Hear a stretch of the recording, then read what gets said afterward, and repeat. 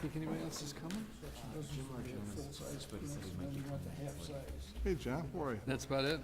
So Lou and Lou and Linda are out. and Rebecca is also. now Lyndon got elected to the school board. Yeah, I don't know. She hasn't been communicated with her. I remember, I think when I was on the school board, it was permissible for me to be on both the school board and the zoning board of appeals, if I wanted to. So it just depends on what you want to do with your evenings. You know. And the high school board, I think, It's busy. That's a good time commitment. yeah, the high school board, I think, would even be a bigger commitment than, but the grade school board, you know, they're both, you know, they take time. Mr. Chair, it's time to go. It's just now. Okay, let's go. All right.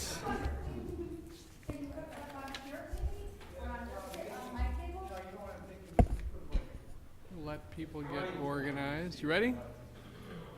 You ready? All right, we're going to adjourn the meeting of the Planning and Zoning Commission for May 9th, 2017. Adjourn the meeting? I mean, convene the Oh, meeting. thank you. This I is was a gonna say, let's convening. go. We convene the meeting and then we'll adjourn it later. All right, first order of business is the roll call. Present today are myself, Joseph Baldy, John Bennett, Lou Gianetti, Jim Hanlon, and Chris Sematus. Also, John Brannon and Josephine Ferracci. And we also like to welcome our City Council liaison, Alderman Wilkening. Thank you for coming. The next item of business would be the approval of the minutes of March 28th, 2017. So moved. Second. Okay. Are there any questions, comments, or changes to the minutes? I'm told that they paid some attention to the minutes and tried to, you know, make them be more reflective. Is that it? Trying. And I recognize it, and thank you very much. Okay. All right. All those in favor, say aye. Aye. Aye. Aye. Opposed? And, okay, the minutes are approved. Next item of business will be public hearings. There are none tonight. Other items, a concept plan reviewed for a planned development for townhomes at 1440 Higgins Road. This is not a public hearing. This is just a concept plan, and I think that the applicant is here to get our input and advice and comments about their plan. So, John, do you want to first present it for the city, and then we'll let the... Yeah, I can. I don't really have a lot. Like you said, it's a concept plan, which is something that the ordinance allows for plan developments to proceed to planning and zoning to obtain some general information and guidance from you guys before they move on with the stage 1 plan, if they do decide to propose that. But a map amendment would be required from the B2 to the R4, which would be a separate application. And then we did include some information about the Higgins Road Corridor Plan, which identifies the site for a mix of office and commercial uses, and has some other notes that I included in here about the potential developments. The plan does state when the subject property is redeveloped that the city should seek to acquire the additional 33 feet to widen Peterson Avenue to 2 lanes, and that the plan development process could be a useful mechanism to assist in the acquisition of the additional right-of-way.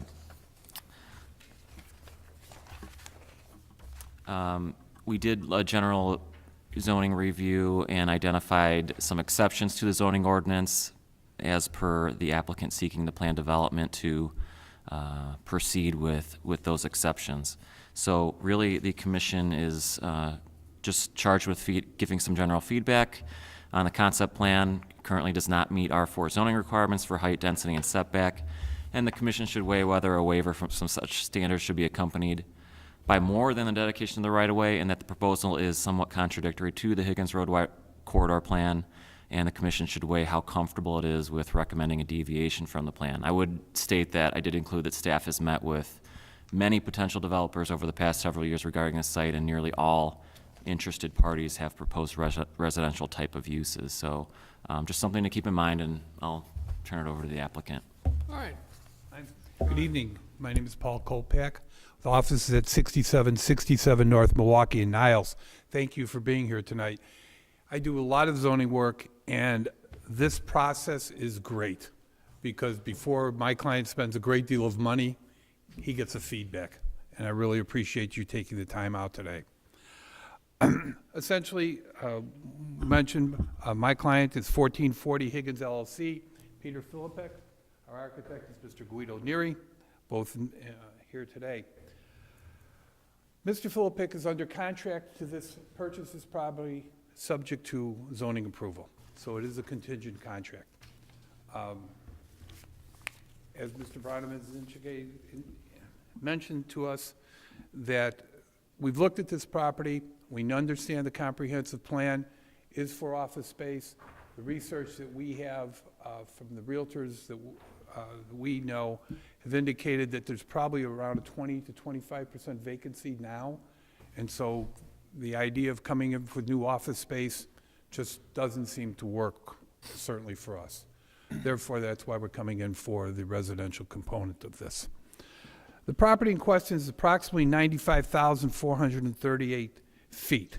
Based on the underlying zoning of R4, that would give us approximately 31 units. We're requesting 34 units for that property. Mr. Neri will testify. There's 68 parking spaces required. We have 79 that we have available, 2 per unit and 11 guest parking spaces.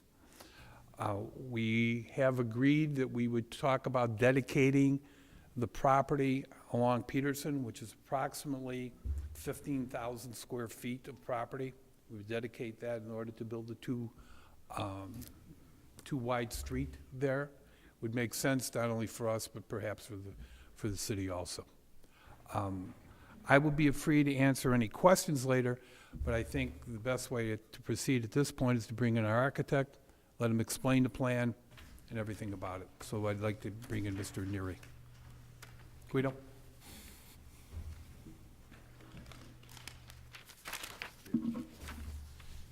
Is this on? Well, I said it was on. Don't touch it. Oh, can I move it? Good evening. Thank you for allowing us to present this evening. My name is Guido Neri from Neri Architects, 444 Northwest Highway in Park Ridge. Just to give you a little bit about this. Actually, I'll just hold up one. I apologize. I'll hold one at a time just to give you a brief presentation. The site, as Paul mentioned, the site is located at 1440 West Higgins. Has Higgins Street to the south. To the north is Peterson. To the east is a two-story, small office complex. And to the west, again, is another 2.5-story office building. The site is currently used as a landscape/recycling center. Some would say it's being underutilized. So, site's relatively flat. One of the unique characteristics of the site is Peterson to the north is only half a street wide, and across the street are single-family homes. What our proposal, right here you can see some photos of Peterson and how narrow it actually is. So it's really only useful as a one-way traffic or one way at a time. What we are proposing is to, first and foremost, is to widen Peterson, and we're actually showing a dedicated right-of-way, an additional 38 feet from what's already there. That's based on the surveys that we have, so whether it's 33 or 38 is, we need to confirm that, but we're estimating approximately 38 feet that would be dedicated over to the city to widen the street, provide a parkway, and public sidewalks. On the balance of the site and the remainder of the site, we're proposing a total of 34 units in building configurations of 4, 5, and 6 unit buildings. We sort of created this L-shaped configuration here. What that allows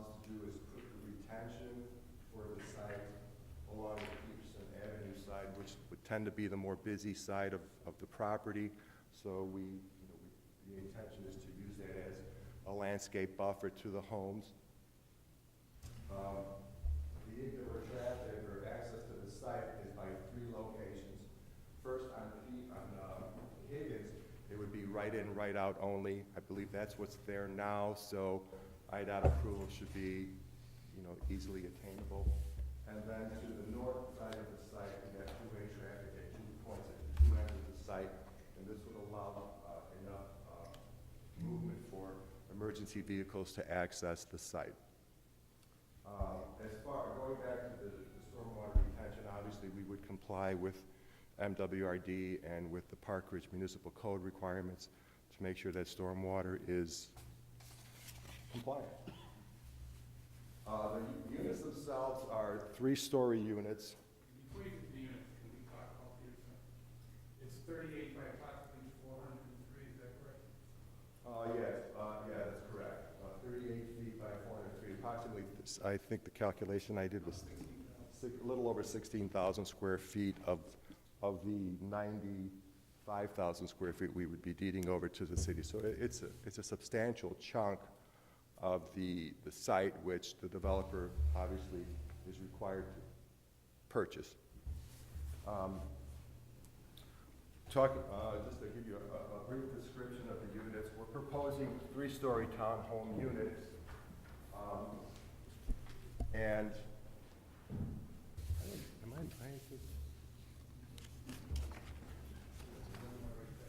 I've got that one. Okay. So it's pretty common 3-story unit configuration. Units will be 3 bedrooms each. The ground floor consisting of a garage area, a rec room. Then the first floor would be a split level floor with a family room or a living room, with the kitchen slightly raised, kitchen and dining room slightly raised to create a volume ceiling in that living room. The upper floor would be all the bedrooms. And then we also did provide for a really more of an architectural feature and to take advantages of what we believe to be some of the nice views from the site. We did provide the stair tower to go up to the roof so that the homeowners can have a walkout roof deck on the top of the unit. So I know that one of the staff comments was pertaining to the building height, that we were at 38 feet where the requirement or the maximum allowable is 35.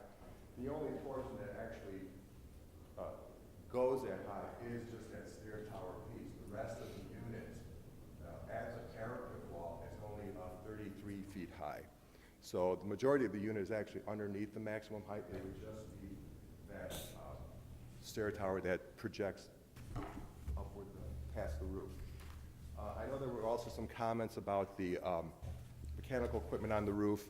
Because there is a 3-foot parapet around the entire roof structure, any mechanical equipment would not be visible from street level and would just have screening already built into it based on the design. The design look that we are going for is more of a contemporary look. So we eliminated the pitched roofs and went with a flat roof, slightly shedded. Features like that, larger commercial style type windows, and combination of masonry and some hardy board and perhaps galvanized type siding to give it more of a contemporary look. I think if I had to pick an analogy, probably something similar to the aesthetics of Park 205 on Toohey there, next to the Whole Foods. Somewhat that type of a look. Did I miss anything? Other than that, let me know if I miss anything. I'd be happy to answer any questions. I think what we're looking for is obviously, we like this site, and we're looking for your guidance as to, obviously, the first thing, do we consider residential at this site? Because the comprehensive plan is clearly office. I think there's some reasons to do that, but we're looking for your guidance. Because if it's not going to be a residential component, then that's not what, we're not office builders. Then the second one, of course, is the units and the dedication, and how do you do that? That's the guidance we're looking here tonight from you, if possible. Okay. Any questions of the applicant? Got a few. I don't want to take everybody's questions, though. The first one's an easy one, I think. So we're talking about the Peterson Avenue widening, we'll call it, right? And you'll dedicate that space to the city of Park Ridge. Who would be constructing that additional width on Peterson Avenue? That's the other guidance we're going to be looking for. I think that's part of the negotiation. We certainly, there's no question that we would, dedicate the land. Now it's a matter of, like you said, who constructs it? Typically, municipalities don't like independent contractors to build it Right? because of the liability issues. So we're open to anything that's kind of reasonable. So you wouldn't rule it out if We that would, was we're open. if We're the open city to asked for it? discussion. Okay, And I think that was one of the issues we wanted to get out today. okay, all right. Could we set up, do you think that there'd be a possibility to set up a cost sharing, or, one of the things that pops to mind is that when we did alleys, we did a special service area, and then it was paid as part of the taxes. I think we're open to that discussion. Anything beyond the dedication, we're open to discuss. What obviously we need to do, and we have no idea, is once we figure that out, what's the cost? How does it fit into our budget for this plan? But we are open. We don't shut it off on anything, if that answers the question. It does. So obviously, the vision for this property is different from what you guys are proposing, right? The comprehensive plan. The Yes, city's vision for. Absolutely. For this corridor is different from what you plan. correct. And you're asking for, I'll call it exceptions, I don't know if that's necessarily the right word, but a little bit of leeway on what our zoning rules and regulations state. In return, we need something back, if you will, if that's the Peterson Avenue corridor, or maybe even, or the construction of the Peterson Avenue roadway. Have you looked, I know you're talking strictly residential, and what we are looking for is mixed use. When I say we, the city, in the Understand. comprehensive plan and in the Higgins Road corridor plan. We're looking for mixed use, which does not exclude residential. Mixed Right. use does not, right? So is there been any look to see if there's a way that you could fit it in there as a mixed-use development as opposed to a multifamily residential? We have looked at that, and what we're finding, and I think you find it not only in Park Ridge, but also in a lot of the suburbs, and certainly 41st Ward of the city of Chicago, that small retail, we all like to think that we shop at small retail, but we end up shopping at Costco. Look at Pines, was a staple in your community, men's store forever. It's gone. It's hard. The small commercial is very difficult to rent out. It becomes either a restaurant row, or it becomes a place for lawyers, accountants, manicures. Isn't No, a no. bad thing. I We, mean, no, we've looked at it. if you look at Higgins Road, it is a restaurant row, and you're gathering the people that are coming in and out of O'Hare, and staying in Rosemont, and staying in the Cumberland hotels there. That's why that vision was for that mixed use. There's also a new high-rise apartment building planned for, on the city of Chicago side by the Marriott there. Right, that whole complex is going to be, Right, so So it screams commercial. it does. go ahead. I'd like to address that. From a mixed-use standpoint, the only, obviously, would have to be either condominiums or apartments. From either way, financially, it just doesn't work. The cost of the site is very high, And there's really no financing available for condominium buildings in today's market, and there hasn't been for almost 10 years. So no lender is going to look at this and finance it as a condominium development. And even at that, the land cost per unit would be prohibitive. It would be, the developer would be paying more on the land cost per unit for that site than an uptown site. It would be that much, and it would just not, he'd be paying excess of $50,000 a unit. It just doesn't work. What about Well, apartment? but that's assuming that the current price holds, and it wouldn't probably hold. I mean, an owner, who owns the property currently? Do you guys have it under contract? We have it under But you contract. have an option to walk away from that contract. So We do. the point is, if you can't get this done, that just devalues the property's bought at a lower price by somebody else. So Yeah, I know, wouldn't, it's I been wouldn't for agree with your sale for, statement. you know, you have a stubborn seller, it's been for sale for, my God, Yeah. over 10 years. Well, there So you go. he'll sit and wait, you know. That's his prerogative as an owner, and Yeah, and that's exactly. certainly fine. The second point I'd have is, I don't agree fully with you saying that you can't get condominium funds. Maybe it's not common in Park Ridge, but by no means is that true down in the city of Chicago and all over. Completely different market. Well, no question, but to say that you can't get condominium or multi-use financing is factually not true. I mean, I can't think of a new condominium building that's been built in any of these suburban areas. Arlington Heights, There are apartments Arlington Heights condominiums, where, off of, right past the train station. I can't think of the intersection. It was done in the last 3 years. that's a rare exception, because they're just, lenders are not financing that.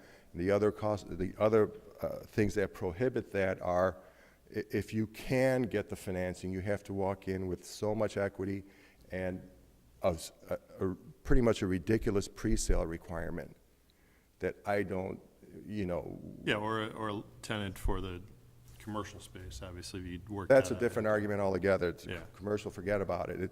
I don't know how well it would do. But then also from a rental standpoint, the same argument applies. The land cost per unit would be so high that you would be having to ask, you know, a rental price that would probably exceed what you would see in the uptown area, and we just don't Well, think. remember, that's under his current belief what his property's worth. That could be tested by, if this doesn't go through. Well, that's, you know, I agree with you. That's a different discussion. We know what we have the property under contract for, Yeah. and and believe me, my client has negotiated very hard with the seller. This is the price we can buy it at, and not less than that. So, and from our standpoint, the only thing that would make sense with those numbers, which we know financial, the finances aren't an argument that you really can consider, but it's a reality. It's a reality from this side. And we know that what the land costs, and the only thing that would work is an exit strategy that would be townhomes, because you can build, sell, and cash out. What are the approximate price point of the townhomes that you guys are looking at? 400,000. And are all 3 bedrooms? Right, yeah, they're laid out as 3 bedrooms, but, you know, there could be a 2-bedroom option if the buyer so chooses.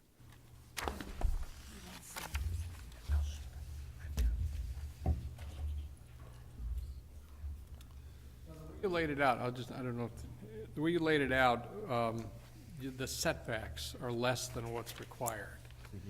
Is there a way to give us a setback, and what would be the rationale for not having the setback that's usually required? Well, you know, the problem comes in with you know, the dimensions of the actual site, and once, you know, the 2 setbacks that we can't comply with is on Higgins and on Peterson. And I think the big reason of that is we're losing so much dimension in the north-south direction because of that dedication. You know, we can't really accommodate the setback with the width of the building, a fire lane, width of the building. You know, it's, You can't accommodate it to get as many units as you want. You certainly could accommodate it with less units. Well, I don't know. That's the point. I mean, you could have one row and you could do more than that, but, on the setback on the Higgins side, I noticed that you in this plan and what I've seen so far have no intention of putting a sidewalk. Now, ironically, there's a sidewalk on the Higgins side from Dominic's all the way to the old Big Ten. Yeah, I The think, only piece would not be on yours.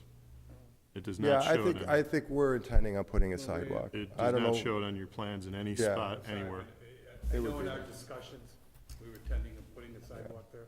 Will you have enough room to do the storm drain off? If you're putting the retention pond there, I don't know how you potentially do that and still have room. Is it is it physical? You're an architect, so you certainly know.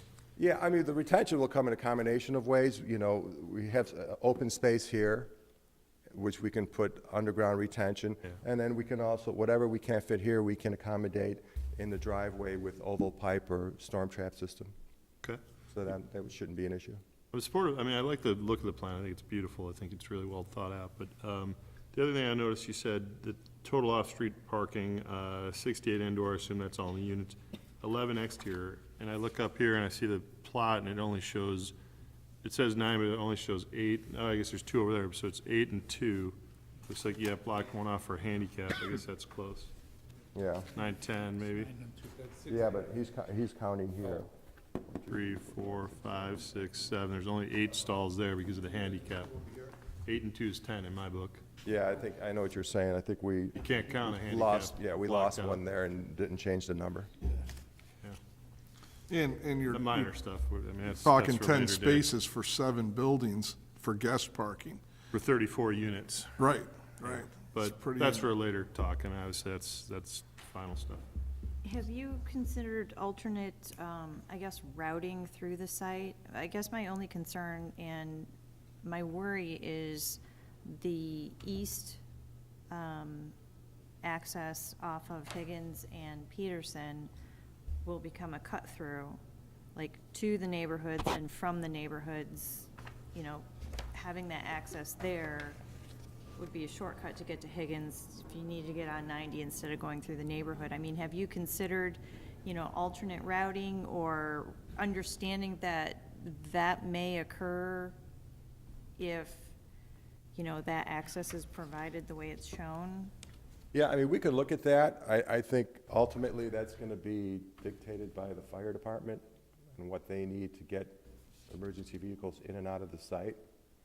They normally like a straight shot, so they don't have to make a lot of turns within the site, but we can certainly look at that to see, you know, if there's a way to sort of, you know, redirect this or, reconfigure this to see where the access would be. I mean, I don't know how we ever stop that, other short of gating the community. Well, I think the way you stop it is you cut off the access to Higgins. It's either in and out through Higgins or in and out through Peterson, but not the pass-through. And that would be something that I would really strongly feel, I feel strongly about, is you cannot create this cut-through scenario. It's something that was talked about exclusively, or in the Higgins corridor plan, that the neighbors were very concerned about that particular issue. So I think that's something that you really need, for my take on things, it's something you'd really have to look at. You still have a cut-through. You just have to block it off on Higgins. Either here, And if you blocked it off on Higgins, that would give you opportunities to move that building that's at the east side of that building, to move it back. You wouldn't necessarily need quite as much space behind it. Yeah, I mean, that's good point. something that Well, I really think is I think what we important. would have to do is, I mean, if the fire department is okay with that, I don't think we would have an issue with it, you know? But I think what we would have to do is putting a little turnaround area here so this garage can back out and drive out. You know, Right. that's a If you small left, thing. if you left the configuration the way it is, yes. I mean, what I'm saying is that I'm not necessarily saying this is the final configuration of your building layout. I mean, that's something you have to decide. What I'm saying is you cannot have this cut-through possibility. That's just something that won't fly with me. Thank you for bringing that up, because that was something I was gonna bring up as well, so. Couple of things I think, that you're asking for certain things that exceed or don't comply with our regulations. Some of them I think that should be easily fixed. You already brought up the issue with the height, right? The only thing, I called it the appendage that's stuck up into the air that exceeds that 35-foot height is that stairway, right? Find a better way of doing that so that you can comply with the 35-foot height, and then that whole problem goes away. So that's something else, from my perspective, if you could work on that, to me, it's almost like it's an accessory use. It's not part of the building structure. So let's see if we can work on getting that down to that 35-foot height, somehow, some way, okay? So that's another suggestion. I personally, I'm having a hard time with this residential component in this lot. Personally, I mean, and this is my personal opinion, it's not necessarily giving you guidance on where to go, but I think Park Ridge needs some hotels. And this would be nice, a nice commercial property that we could possibly build a low-rise hotel, and that's exactly the type of a spot that it's looking for. And I think, you know, maybe if we could look at other opportunities other than this residential development, it would, you know, if you could find a way to make money doing it that way, I would prefer that over this residential development. Yeah, I don't think Mr. Filippic is a hotel developer. But Well, you know, it's nice what he wants to do, but this is the vision of Park Ridge. This is what we're here to talk about, this is what we envision for this park. Not necessarily a hotel, but a commercial establishment, a business, right? Or a mixed use.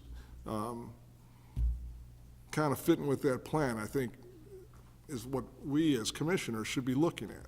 Why do we need another residential development? We're losing our commercial space all over this town.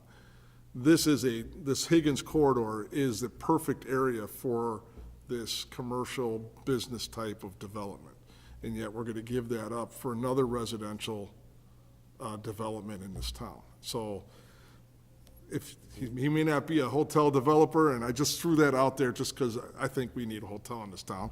But if we could look at something other than a residential development, you know, if there's a way to make that work, to me, that's the way to go, truthfully. And you could do residential component with a mixed-use building, so.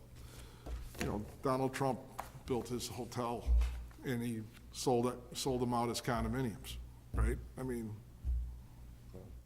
just throwing it out there. if you give us 80 stories, we'll consider it. 80, huh? I think the problem, Did you say 80 stories? I thought you said 8. Asked for, 80, he got 80. been asked for 20-some. Yeah, some guy asked but for never 20 80. already, so. That's a new one. You know, I figure if I answer 80, I might get 20, who knows? anyone else have any comments for the developers? I have a problem with the parking. You've got 11 spaces, and I could just envision one apartment having a party. And you're screwed, because there's no other place to park. Well, but we are widening the street. There will be on-street parking. We're providing another over 400 feet of curbside parking. Everyone else parks up and down the street. Right. So I personally never thought that was an issue. I mean, 400 feet, lineal feet, that'll accommodate 20 cars. And the other thing is, I mean, I live, Long hike, Pardon me? it's a long hike What do you mean? if you live on this side. Well, no, I'm talking about the lineal feet that we would be providing Park there and then. along Peterson. I mean, Are you planning Peterson Avenue addresses? I mean, I would imagine you would want a Yeah, I Higgins would think so. address I would- for Higgins, or for the condos, or townhouses. yeah. Anyone else?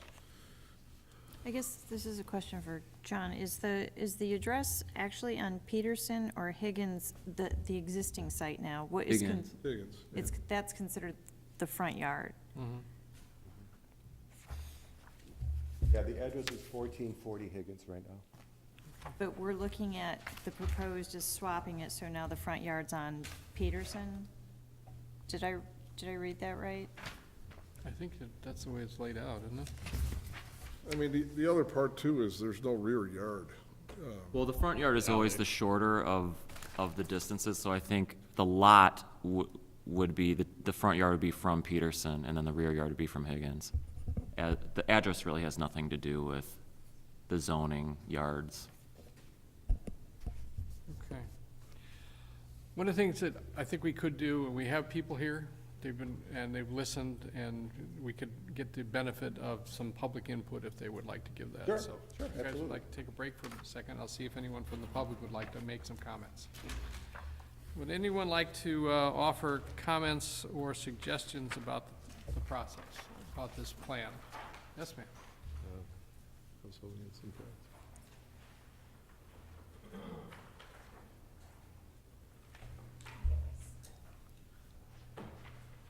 I gotta make a comment before they do that. This is the first time I've seen someone eat popcorn in one of these meetings. I love it. It's Alderman Meladosian from the fifth ward. Pat Livensparger, 413 Cortland, and I have a handout. Can you just pass it around? Just something to look at while so I don't have to read it. Oh, you can hand it out. If you have one for everyone, sure. That's all I need.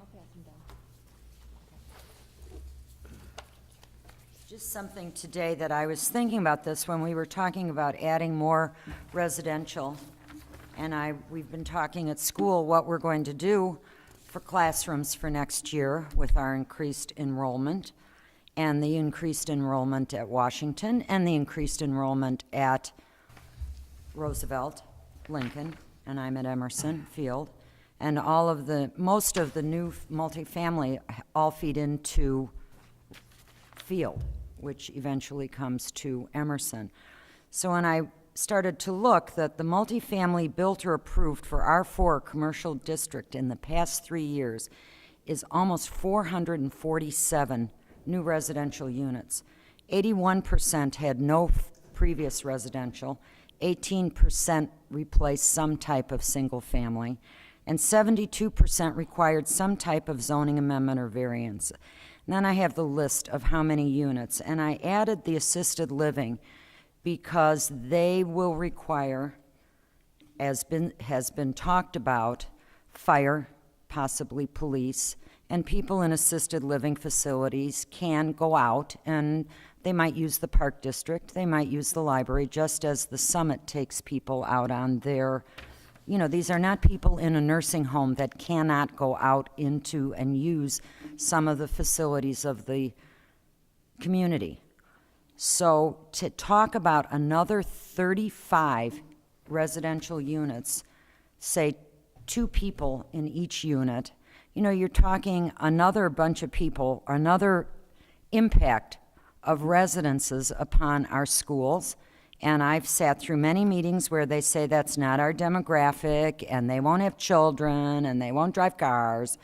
I have those demographics sitting in front of me every day that aren't supposed to be there, but they are. So you have to take into consideration to add this many units, PUD or no PUD.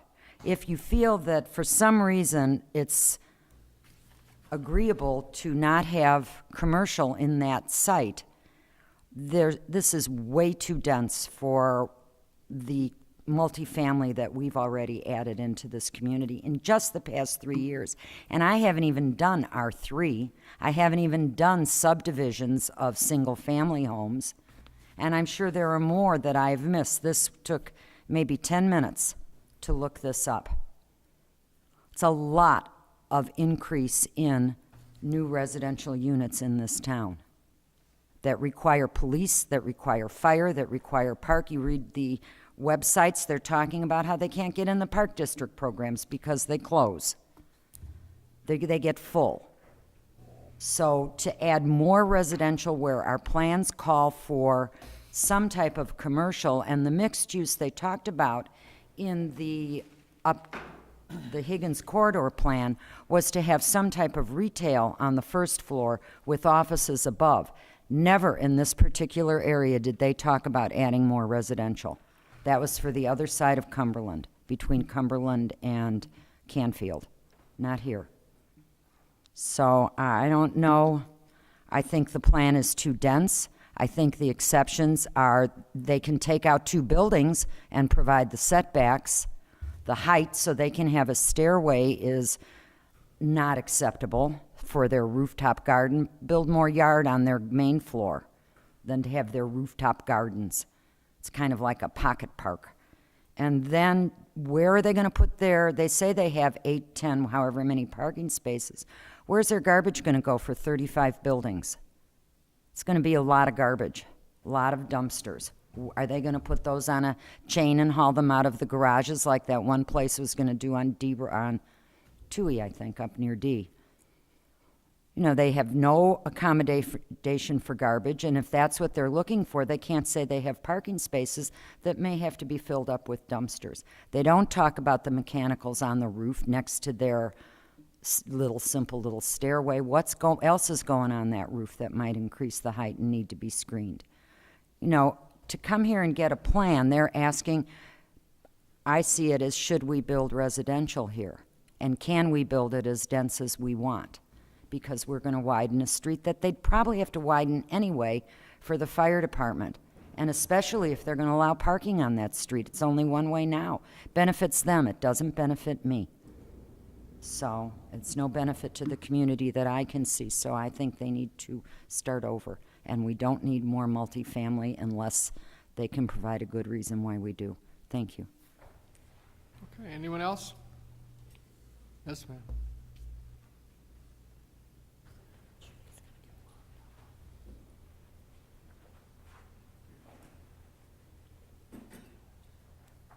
Judy Barkley, 524 Cortland. This is a little off subject, but very much to the point of the subject. Years ago, we asked this board, as well as this city, to look at impact fees. You've just heard how many units we've added in the last 3 years, that we have missed out on that, but we're still putting burdens on our parks and on our schools. And nobody's having to pay for that. Perhaps Planning and Zoning Commission should take their time and look at the possibility of doing impact fees. And maybe we wouldn't be seeing people come in here that are requesting map amendments all the time from commercial to residential. Thank you. Okay, anyone else? Yes, ma'am.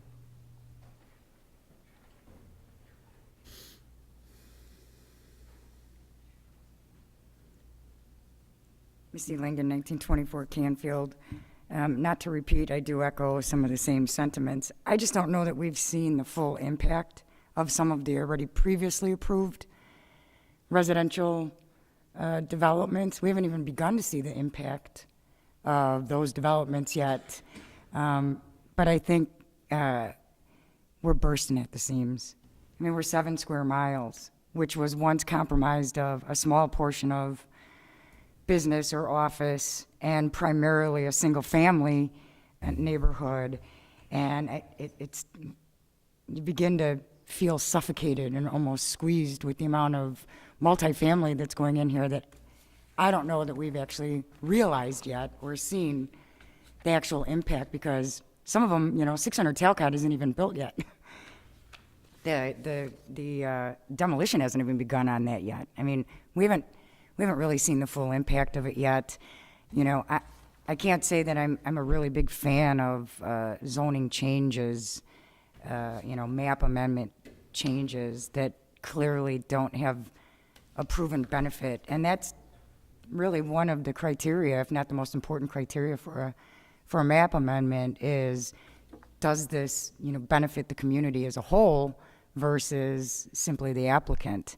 And, to even consider this proposal, I think you really got to weigh that. That's enormous. The widening of a street that is essentially, a block long, I don't know how that benefits, you know, the community as a whole as a benefit. And certainly not enough to meet the criteria of a map amendment. And not to mention, you know, the suffocation of multifamily that's going on in a 7 square mile community. And quite frankly, it isn't even encompassing the whole 7 square miles or, you know, the perimeter, which is where the bulk of it is, around the perimeter of the 7 square miles. But we're getting suffocated here, and, you know, we have to realize the impact before we can consider taking on any new developments of, you know, multifamily. I mean, it might take a year or 2 or even 3, but some of these things aren't even built yet. So we don't even know what that impact is going to be. And to consider this, it's a big decision. And I understand that there's, you know, potential for, you know, profit, for development, but we need to start being real careful in the consideration of what we believe to be development that's going to be beneficial to the community as a whole, and not suffocating, and not something that's profitable for a few versus everybody. This is commercial. You know, we've heard city council, they're screaming on Facebook and those websites that we need more commercial, we need more businesses, we need more generated sales tax revenue, and the next proposal comes in is something that will potentially take that away. So, you know, it's a lot of consideration, but I'm not overly favorable to this proposal, so thank you very much. Okay. Anyone else? That's the Alderman.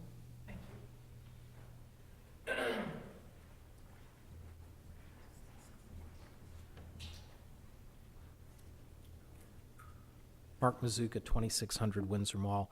A couple of things I'd just like to get, if the chair would allow, a couple of questions answered, or confirmations, really. Currently, I believe Peterson Avenue is actually resident-only zoned all the way through from Cumberland to Western. I don't know if that's in any of your materials or if the planner is aware of that. But that entire area, I believe, is parked up to our standard under, what is it, CPS 19, so often and so much that we've had to actually block it off for orange resident permits.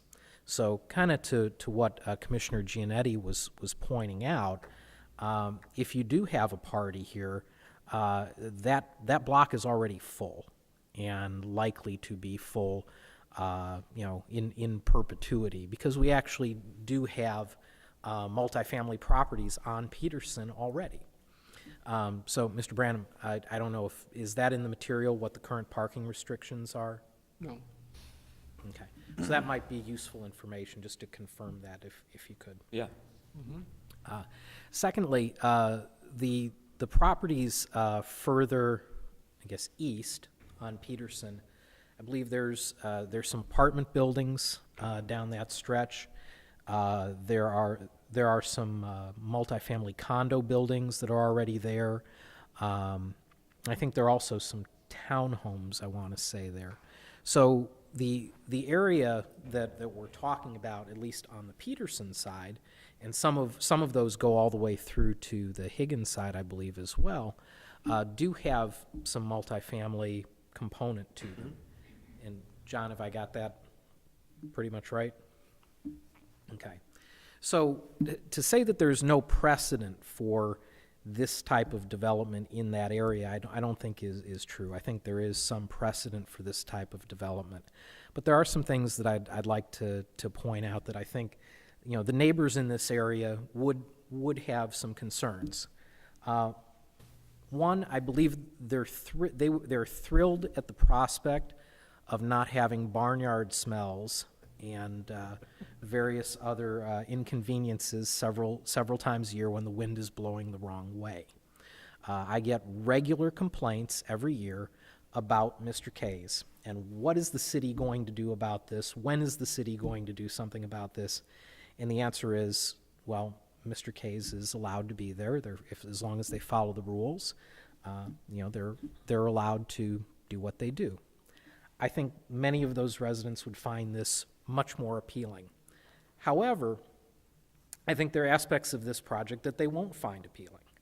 The height, they won't find appealing. The density, they won't find appealing.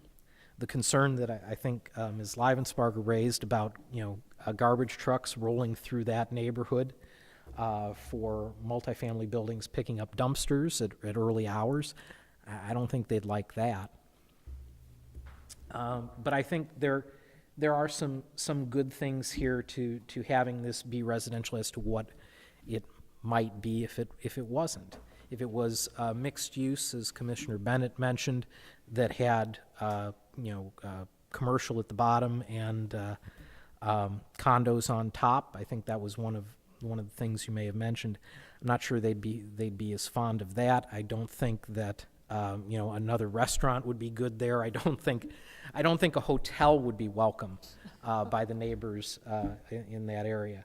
But the idea of having at what 38 feet, I thought I heard 38 feet. People throwing parties on decks late at night. I don't think they'd enjoy that. But I think that they also the parking question, or actually, sorry, the question of how traffic moves in and out of this potential development is important as well. The cut-through issue is real.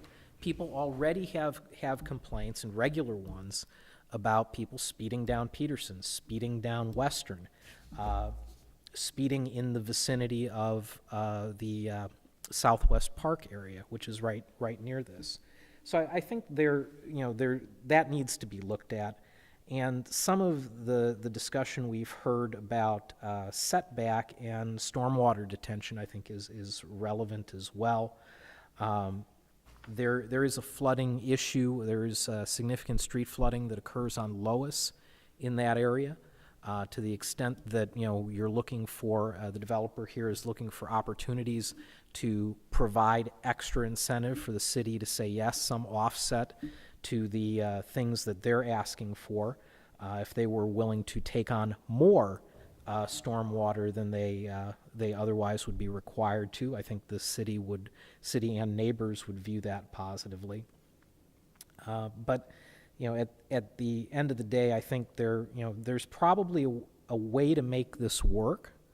So that's my feedback, and I think that generally, if you can look at the height and the density and the parking and the stormwater, and as one of the other folks mentioned, what impact this would have on our schools and parks. I think something like this might cause Southwest Park to get a lot more use. And I think it would be worthwhile for someone to be reaching out to the Park District and the school district to see how they feel about something like this, and just what else might be required on their part to accommodate 34, 31, or how many ever units this thing ends up being. But I think there's a way to make it work, and I'm very interested to see how this all plays out. Thank you, Mr. Chairman. Thank you. Anyone else? Okay. Back to the commissioners. I just bring something, Alderman Zuka brought something up that I wanted to so the idea of the hotel and everything like that I brought up is a development off of Higgins. If you look at the zoning of those properties, it's B2, and the back end of the B2 is Peterson Avenue. The residential, the townhouses, all that is east of the B2 district, with the exception on the north side of Peterson is R2 single-family home. So you wouldn't be putting the hotel in the neighborhood, the back side, just like all the other buildings that are currently on Higgins, back up to Peterson Avenue. The residential is on the other side. It wouldn't be impacting the neighborhood. So per se, it would be, all access would be off of Higgins, not off of Peterson at that point. So that was my whole vision on that, is, that we need to develop that as a commercial property, not start the residential encroachment onto Higgins. That was my point, so. Just a clarity there. I'm not sure the residents in the neighborhood would prefer that, but thank you for clarifying. They already have it. They do. They have it already. It's there. So, couple things I wanted to, well, and I don't necessarily want to read this verbatim, because we all got this in our packet, but, so there's a process where the Planning and Zoning Commission can recommend, and the city council can grant exceptions to, district bulk regulations, where a planned development is located. And I just want to read through this, because we need to look at what it is that we're tasked here to do. And the bottom line is, we're tasked to follow our ordinance, our zoning regulations. As much as we like to see different things in this town, we have to follow the zoning ordinance, right? We have to.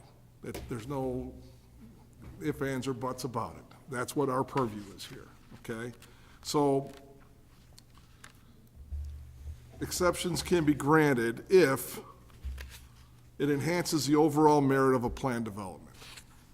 I don't know that it complies with that. I don't see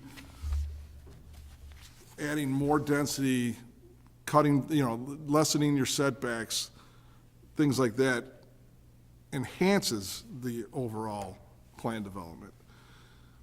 Does it promote the objectives of both the city and the development? Well, it certainly promotes the objectives of the development, but it certainly doesn't comply with what the city has envisioned for this parcel. Enhances the quality design of the structure and the site plan. Again, it's tighter, denser, taller, and I don't see the quality that we're looking for. It enables a development to offer environmental and pedestrian amenities. Well, environmental, maybe with the water retention, it might help there. Pedestrian amenities, you'll have to add that sidewalk on Higgins, and that's gonna pinch it down even more. Will not cause an adverse impact on neighboring properties so as to outweigh the benefits of the development. I think it's going to impact the neighborhood. It's going to put more people in that neighborhood. It's going to impact the schools. It's going to impact the traffic, right? And that will outweigh, to me, it outweighs the benefits of the development. Is compatible with the land use policies of the comprehensive plan. Absolutely, does not comply at all, right? Provides a public benefit to the city as described in paragraph C below, which is, screening, all the different things that we look at as a benefit. I think the only public benefit that we could possibly get would be the widening of the road. I mean, that's, to me, the only public benefit that we would get there. So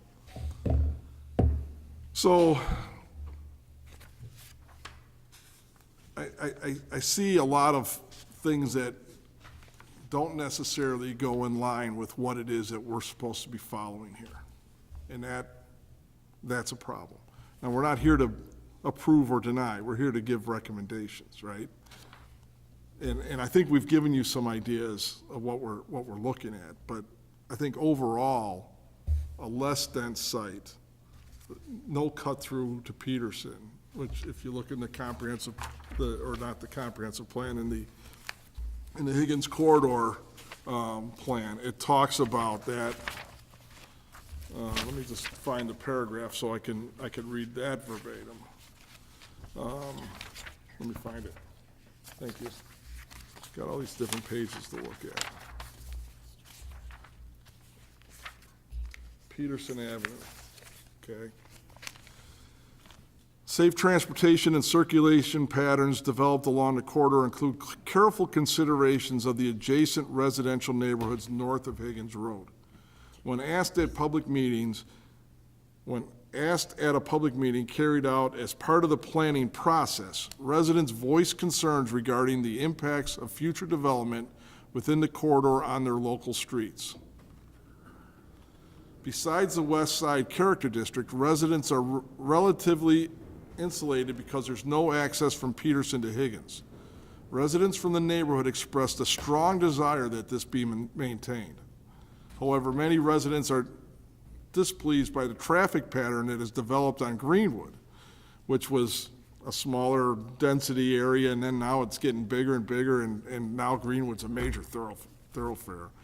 And it's being used as a high-traffic volume periods of the day as the alternate north-south route to Cumberland, which a cut-through is going to, you're gonna get people going through there. And no matter what kind of restriction you put on there, right turn only, whatever, they're gonna go through there. And it's gonna be a detriment to the people in the neighborhood. So we've got our plans, we've got our regulations that we are here to follow, right? I personally would like to see a different development than what you have here. I really would. I don't like the fact that we're losing a prime development property for something other than residential, okay? We don't have very many of those in Park Ridge. So here's a good place to, I mean, this is something I think we should keep. So I would like to see something other than this townhouse development on there. Other than that, I think I've given you my suggestions on, if you are gonna go forward with this, how to improve that. Money's always a condition that you think of as a developer. It's not something that we necessarily think of as a commission. Loosen this thing up again, make it fit more into the character of the neighborhood, and it's something that I think I could look at least. This idea of just piling as much stuff in a lot as we can is, it's not what Park Ridge is all about. Park Ridge was the single-family neighborhood, and now we're just getting density just piled in on us.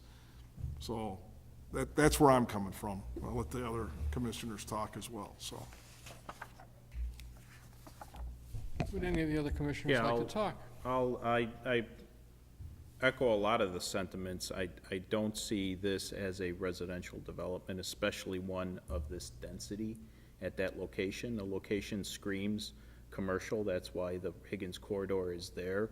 We have an admitted owner that's a stubborn owner. Possibly that's why it hasn't gotten developed to what its potential should be. We don't have, as Commissioner Bennett said, we don't have a lot of space left in Park Ridge for commercial. We had a big issue in our mayoral election that just passed us about we don't have enough commercial space or enough commercial development, and now we're seeking to change something to residential. The concern about the schools, having children in the grammar and middle schools here is a legitimate one that I've spoken to many board members on District 64, to the extent where this commission needs to be coordinating with District 64 and 207 about these issues, about the impact that large developments like this are having on our schools and on our enrollment. We have 3-bedroom homes that are gonna go in there that are likely, who buys a 3-bedroom home, someone that's gonna have children in the area, and it's gonna have an impact on our schools and our infrastructure. So to ask to change this from a commercial use to residential use, is a problem. Potentially if this was something, I don't know, if it was a single-family home development like we had on Embers, maybe that would be more palatable, but again, I still see this as a B2. It screams B2. I'm not sure I'm comfortable changing it at all to residential, but certainly not to the density that we're talking here. It's just not gonna have the impact that we're looking for, or that the city envisioned for that area. It's gonna have detrimental impacts on our school, fire, police too, to a certain extent. I just think it needs to be a commercial development in the area there. Anyone else? I'll jump in real quick, just to be the other side of this story. I think it does benefit us to be more commercial. I won't argue that, but The reality is, if you look at that stretch, and I know we had a plan, I wasn't part of that plan. That plan might be a little bit overly optimistic on commercial.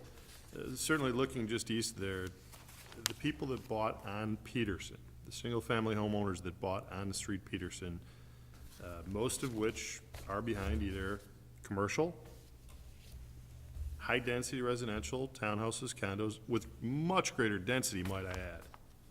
Much greater density.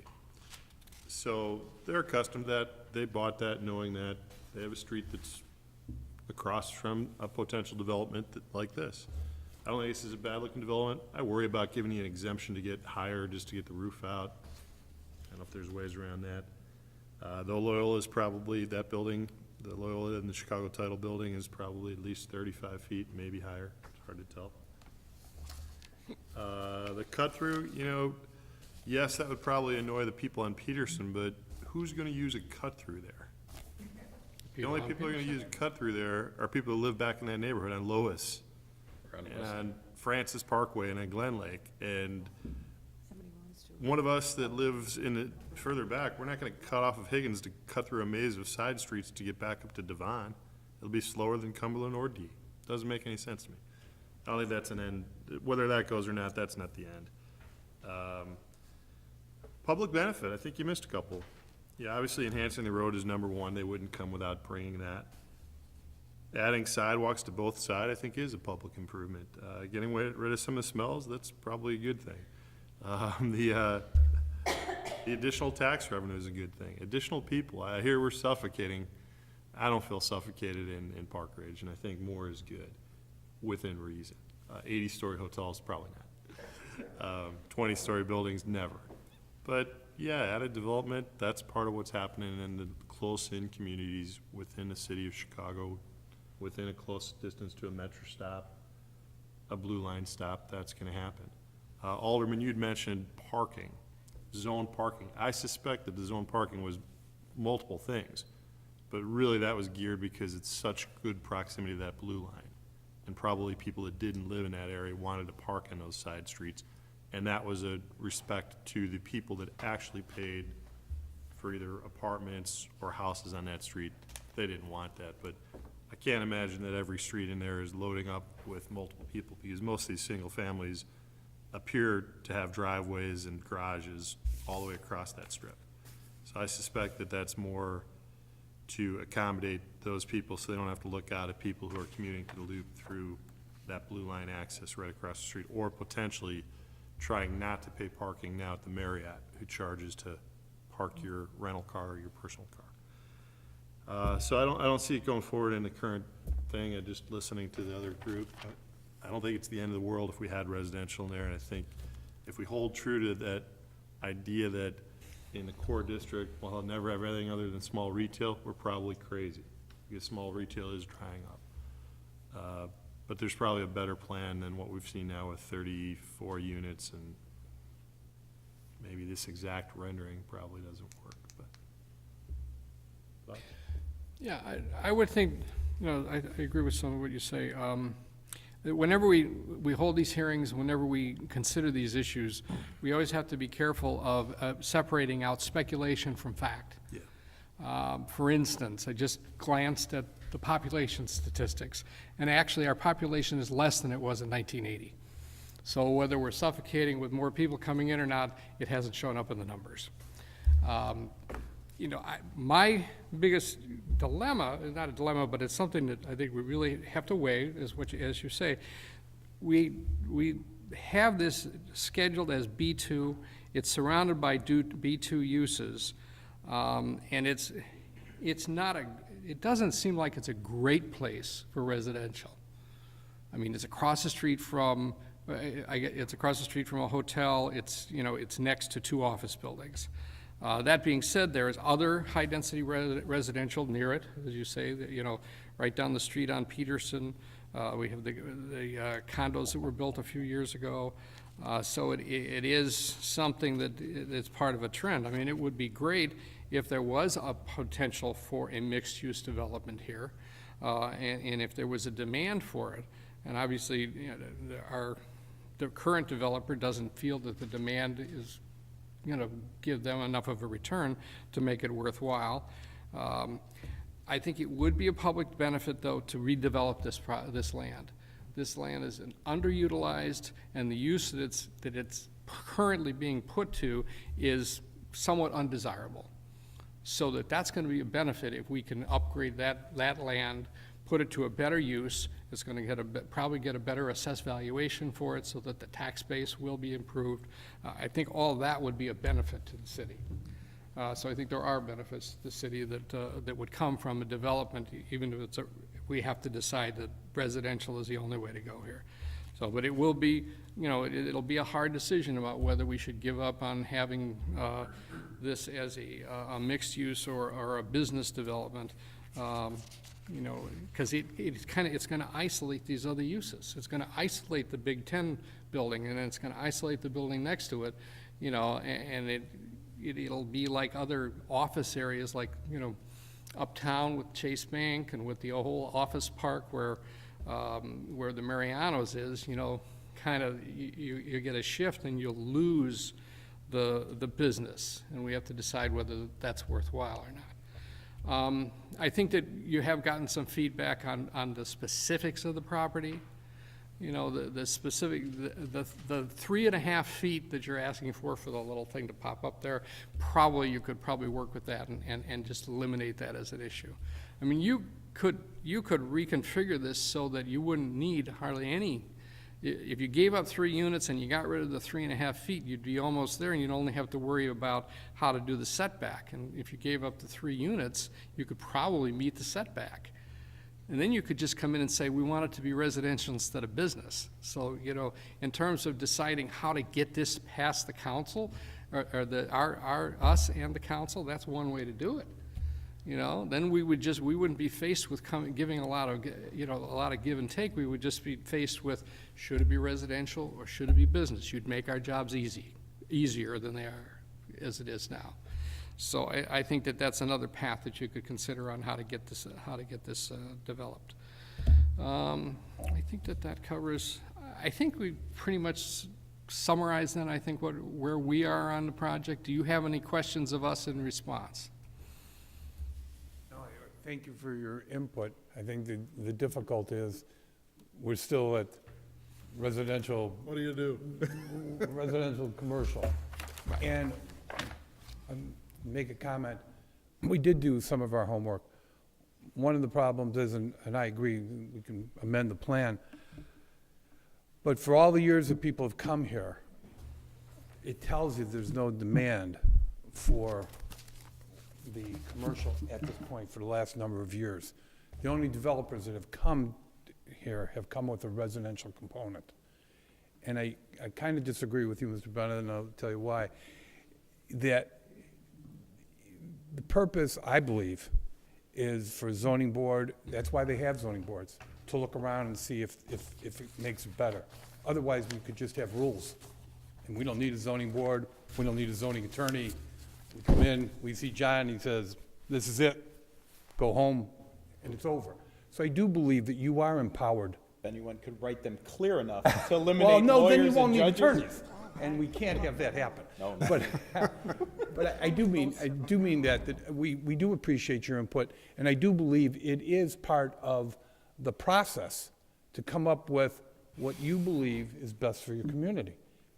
Not hard and fast rules, but what you believe is best for your community. Because what happened in 2010, the market kind of dictates. Is it a commercial site? It may be. It just doesn't seem in the last number of years that anybody believes that. Well, Anybody who's willing to take a mortgage out and build. That's all I'm saying. And I do appreciate everything you've done because there's been some great comments. And we'll go back, we'll see. We may be coming back with the threshold question, of course. Can you support commercial here, residential here as opposed to commercial? And, that may be the threshold of what we do. We appreciate your comments on the design of the building, the height, the density, the whole thing. Those were great points. So let me throw one more thing out. Absolutely. Right? so I'm looking at your layout, and you've got the townhouses backing up to each other. And obviously, on the Peterson side, townhouses wouldn't necessarily be a bad thing. Could you consider possibly the townhouses on the Peterson side and do a mixed use on the Higgins side? So you could do maybe apartments above some commercial space. Parking would be the challenge, though, how you get parking on that side with, You know, there's, Well, not only that, I think the other part that you have is when you, because the site isn't wide enough, that now you put the townhomes over here by Peterson, and do I want to live with the back end of a commercial space that faces Higgins? I'm not sure I do, you know, but again, I'm sure, certainly my wife wouldn't. But, you know, that's kind of what it is. So, I mean, we can look at all but these things. you're already encountering that all the way down Higgins Road. You go even east of Cumberland, there's commercial, and right behind it is single-family home. But In some cases, not even an alley width between them. So, I mean, that precedent is set, it's already in Park Ridge. Access from Higgins on the commercial side, access off of Peterson for the residential side. We can look at You know, it's that. just something, another idea to throw out there, that's all. we'll Because look what, at 'em all. because what Chairman Baldy brought up was a good point. I mean, if you turn this into residential, you are kind of isolating the commercial uses on either side of this. And then again, you know, if we're going with the trend, the current trend, or whatever real estate bubble we're in at the present, you know, we need to look at it long-term, as you know, in our comprehensive plan, in our Higgins corridor plan, and make sure we're putting in, you know, what's best for the town in the long term, not just the particular trend at the moment. You know, we had a prime piece of property that people thought should be developed single-family homes, and we turned it into a park. You know, I mean, there's certain uses that's right for the town, and I agree. well, I think that the, Anyone in that park, by the way. my kid plays there, my kid in the new park on Prospect.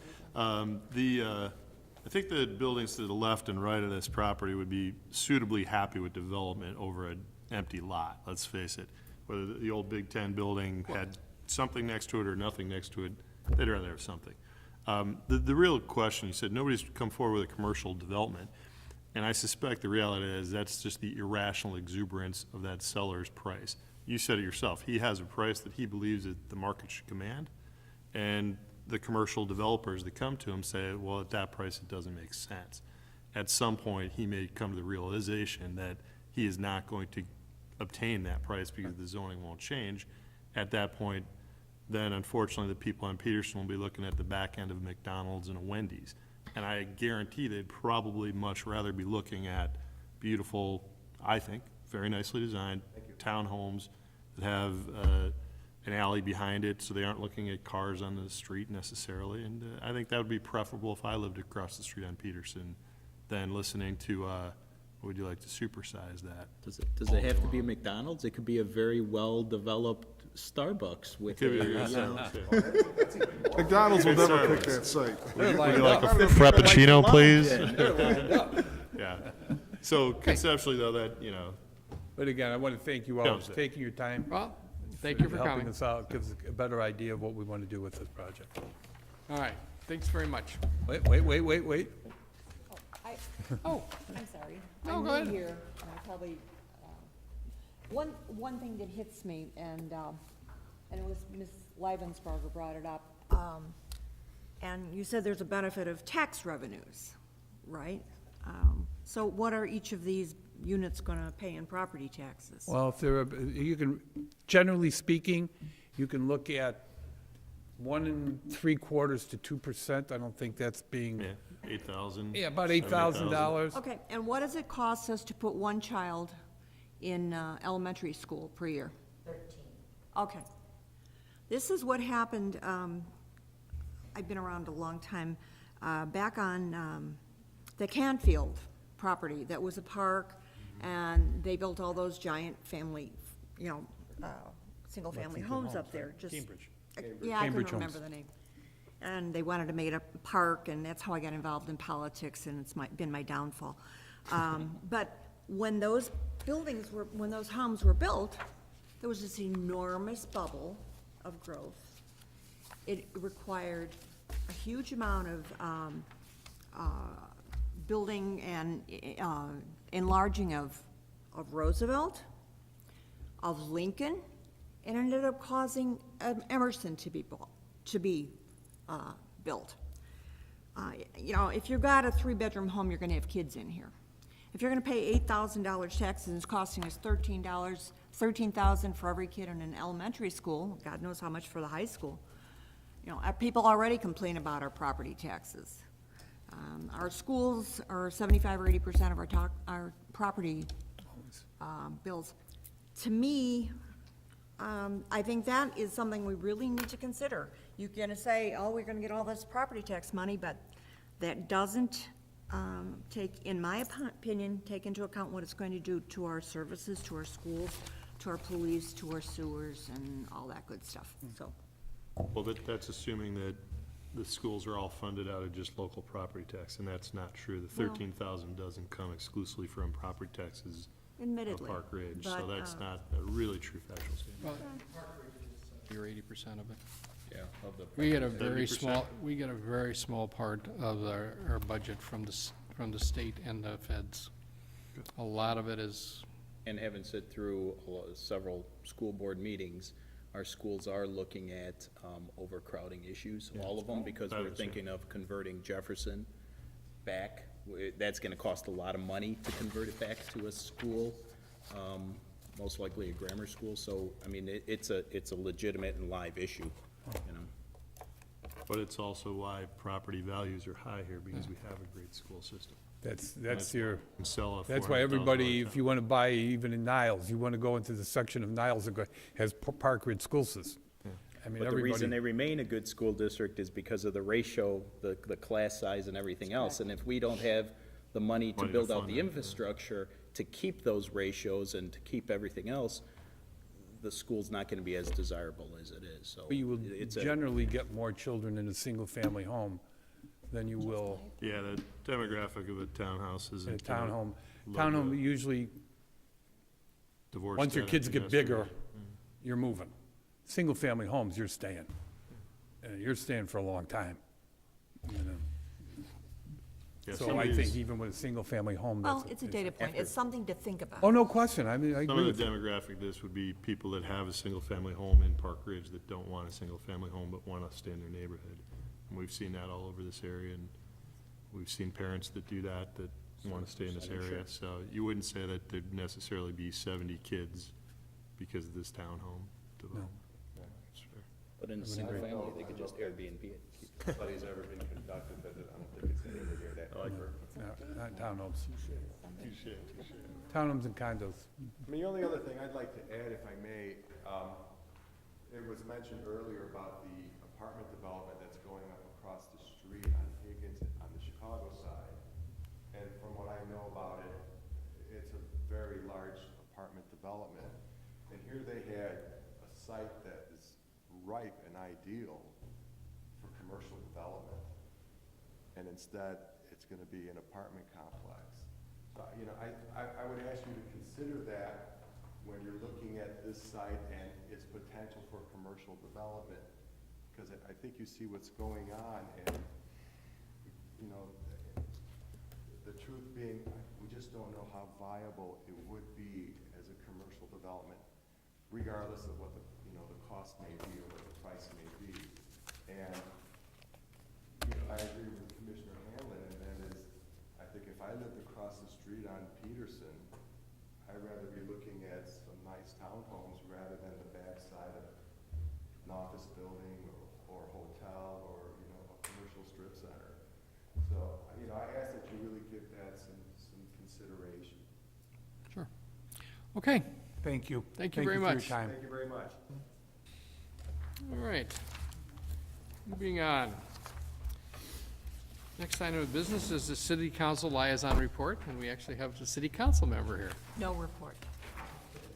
I'd like to bring up, you do have something to report on. I do? Yeah, Airbnb. And that's the Airbnb. Yeah. Oh, what happened? Oh, I wasn't on the board at that time, Oh, but we I'm did sorry, I mention thought you it. were. Oh, I take it back. I was, I guess, for that last vote, and it's been voted down. It's been voted down, so it's just gonna go, stay with the status quo. That's correct. No Airbnb. Am I correct, Alderman Mizuga? Okay, all right, zoning ordinance provisions. Do you have anything? We don't have anything on that right now. I think we were gonna get together the list again and see what we should look at next, but, you'll have to bring that back to us later. Any, matters, that the public would like to make comments about? All right, I guess not. So I guess the next item of business would be adjournment. So moved. Second. All those in favor? Aye. We are adjourned. Thank you.